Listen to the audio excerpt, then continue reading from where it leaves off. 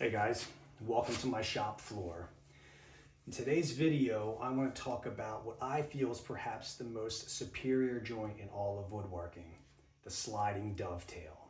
Now, sliding dovetail, a lot of people are intimidated by this joint, but honestly, in my opinion, it may be one of the easiest joints of all to create. It requires 3 tools and a straight edge, and it gives you the ability to lock a build in place. And what I mean by that is if you look at the construction of this box and the way sliding dovetails work, the sliding dovetail, it's a dovetail. This is the male version of it, and the female version is cut into the case itself, and essentially that joint slides in and it's self-locking, which means on this vertical divider it self-locks into the horizontal top of the case, and that locking will keep this case flat. No matter what kind of movement this thing goes through the course of its life, this top will remain flat. Same with the bottom. The horizontal dividers do the same exact thing for the vertical dividers. It keeps everything flat and straight and true. The important thing for this is with a sliding dovetail, this allows the case to expand and contract. It's almost like it's riding on rails without binding itself at all. So the case itself can move and fluctuate throughout the seasons, and these drawers should operate with no problem. So in today's video, I'm going to take you through the process of creating these horizontal dividers with sliding dovetails and the drawer runners themselves, the actual pieces of wood that the drawers move in and out on. Process can't be any easier. Let's get started.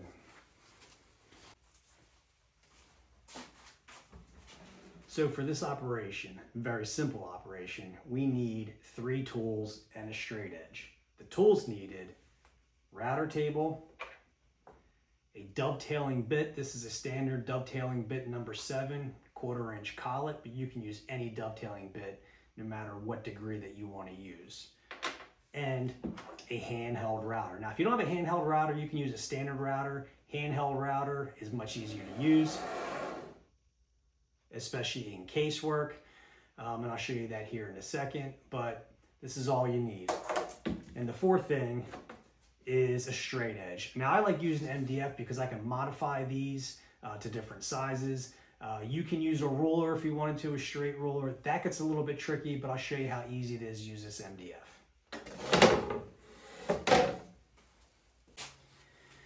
All right, now we're set up to start this process, the first step in the process, which is cutting the female portion of the sliding dovetail into the case, okay? These lines represent the center lines of the horizontal dividers. So as you can see, I've got 4 equal spaced drawers in this box. It's going to have 4 drawers on this side, 4 drawers on this side. So whatever we do on this side, we're going to repeat the exact same steps on this side and get the same result. So what's going to happen here now is I need this dovetail bit, the center of this dovetail bit, to be on the center line of this mark. And the way we do that is with an MDF straight edge guide. Now, the center of my dovetail bit to the edge of my router, which will run on this straight edge, is 1 3/4 inches. So what I did, and we're going to start with the center one first, is I measured 1 3/4 inches down, and then that's where I cut my straight edge guide. And so what I mean by that is when I put the router on here to cut, this guide will keep the router straight and dead even with that mark, and I'll be able to run it all the way through, creating a nice, straight female portion of the sliding dovetail. Let me show you. And to make this easier to cut, I'm going to stand it up on its edge. This way I'm not having a router and having to run it sideways. I can run it flat. Easier and safer.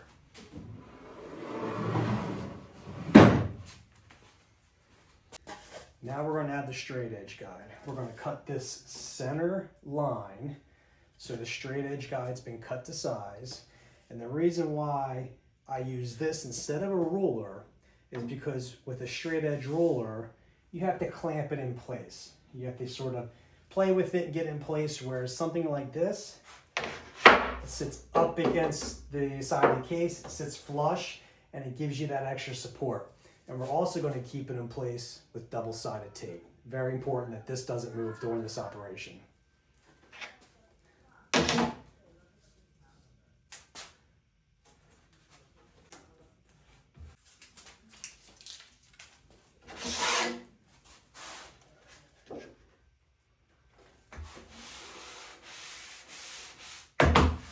Now we're ready to cut. Now, as you can see here, we only want this sliding dovetail to only go so deep into the frame, okay? So the way I've set up my router is that bit is exposed by 5/16 of an inch because we don't want it to go all the way through, especially if there's a meeting joint somewhere. So 5/16 of an inch is what we're going to stick with for the entire case.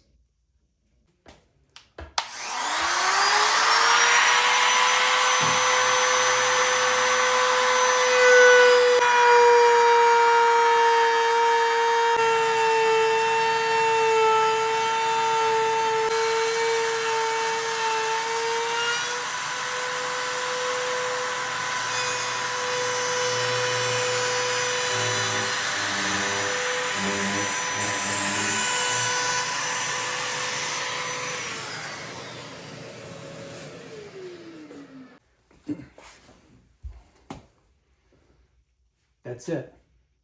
That's all there is to it. That's the first one done. Let's do the second one on the other side.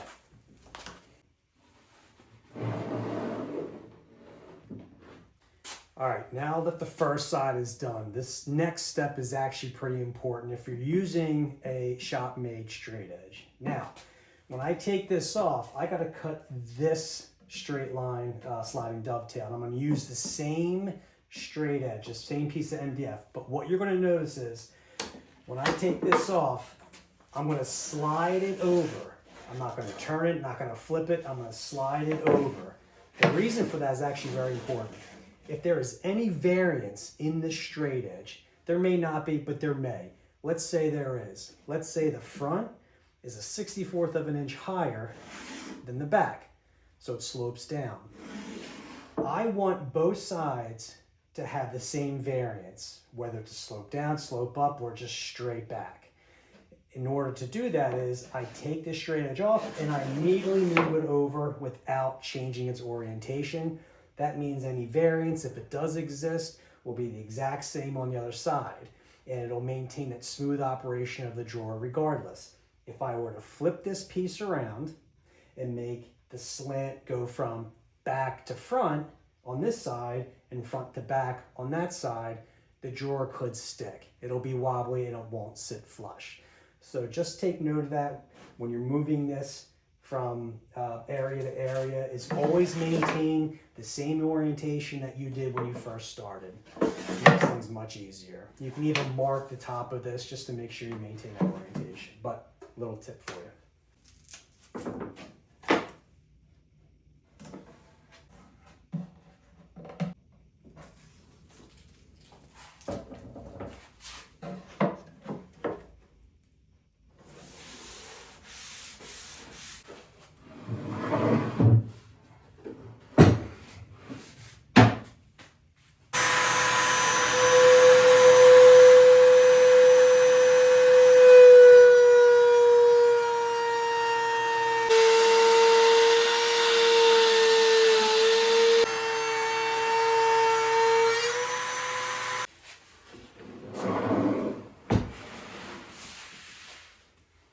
So there you have it. That's step one of the two-step process for creating sliding dovetails. Now, that's one drawer done. I've got 2 more sets on this side. I've got 3 sets on this side and the centers. So it's basically just a rinse and repeat process for step 1. I'm going to do all that, and then I'll meet you back here and we'll go over step 2.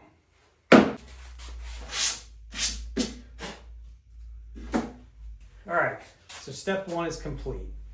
All of the female versions of the sliding dovetail joint have been routed into the case itself. And now we're going to move on to the male version, or the male portion of the sliding dovetail joint, which is going to make up our drawer runners, and our horizontal drawer dividers. And we're going to do that on the router table. Okay, step 2 begins right here at the router table. What I've done is I've taken the bit out of my router, my handheld router, and I put it into the table. Set the height to the exact measurement as it was on the router, which was 5/16 of an inch. And now we go through the process of trying to fine tune this fit for the sliding dovetail. So this is the joint that we're creating on the router table. It's the male version of the joint. And basically what it requires is 2 passes on the router. One this way, then it gets flipped, and again that way, and you create that joint. Now the joint itself, every time we make a pass, we're going to run some test pieces through. I got some test pieces here. We're going to run it through. We're going to test the fit, and then we're going to adjust accordingly. Now, the fitment of this joint into this slot is pretty critical. You don't want it so loose that it moves back and forth by itself or hangs down, but you don't want it so tight that you have to beat it in with a hammer. You want it just right where it takes effort to push in, maybe a few taps with a light mallet, but you want some friction there because again, this is going to provide stability on the vertical panels, keeping them straight, and it's also going to hold the drawer.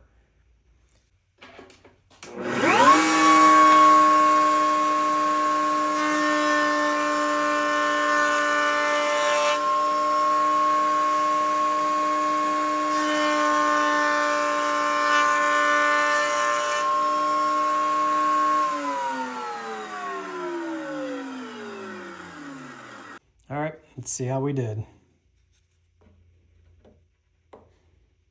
And it's slightly too big, okay, which is fine. Now, here's the critical process in this whole operation. This is a little bit too big. Now, what you have to remember is because we run this through the router on both sides, however big I am, and let's say for argument's sake, I'm big by 1/16 of an inch, okay?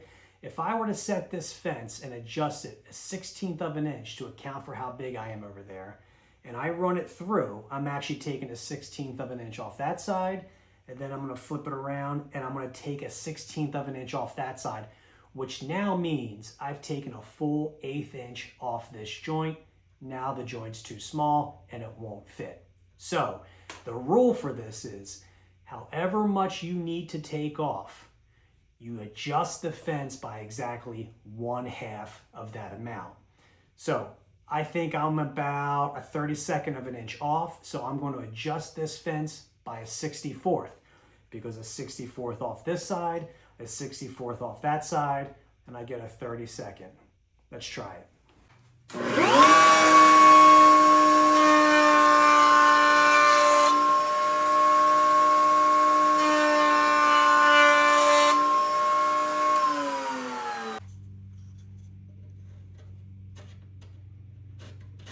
All right, that feels good. That's the fit that you want.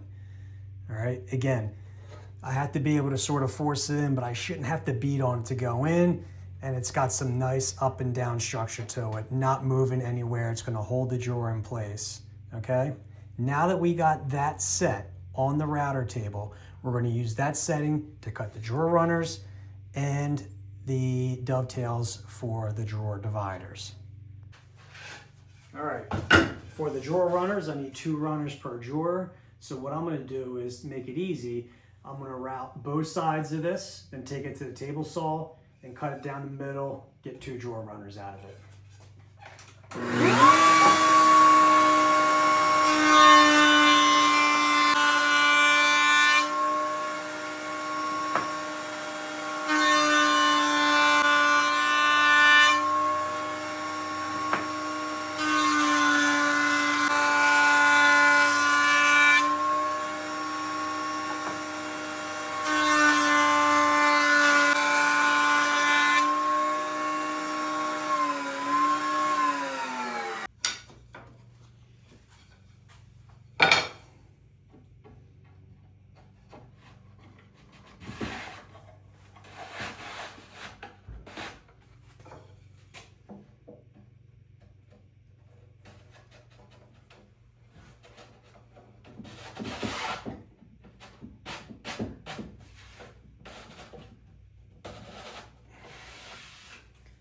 Now let's do the divider. Now because the divider, it's going to be a 2-inch divider, what I don't want to do is have to stand this piece of wood up on edge and run it through the router table. So what I'm going to do is get a wider piece of stock, cut the joint on it, and then again rip up the table saw.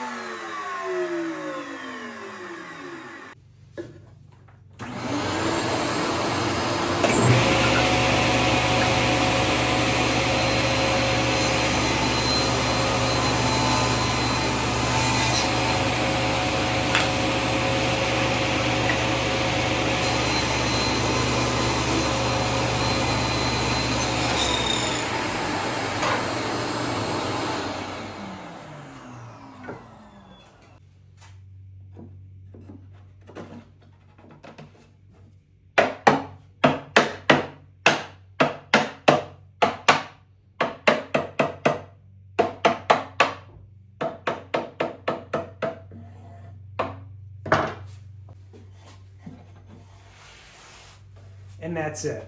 That's all there is to creating a sliding dovetail joint. Just 2 steps. And just for reference, I don't glue the runners in place. The runners float. I cut them 3 16/7 inch short. It allows them to float, allows the case to expand and contract. I will glue the front in though. And there's 2 reasons why I glue the front. One, it's only 2 inches wide. It's not going to impact any of the movement. It'll keep the integrity of the front of the box intact, meaning with seasonal movement, you won't have gaps. These won't become proud. The verticals won't become proud or depressed. All the movement, because these are locked in place, gets sent to the back of the box, right? And with those floating drawer rails in there, everything's free to move. But that's it. That's all there is to it. Any questions? Put them below. Happy to answer. Hope this helps somebody. And again, a lot of people are scared of this joint, but really not a lot to it. Thanks for joining me.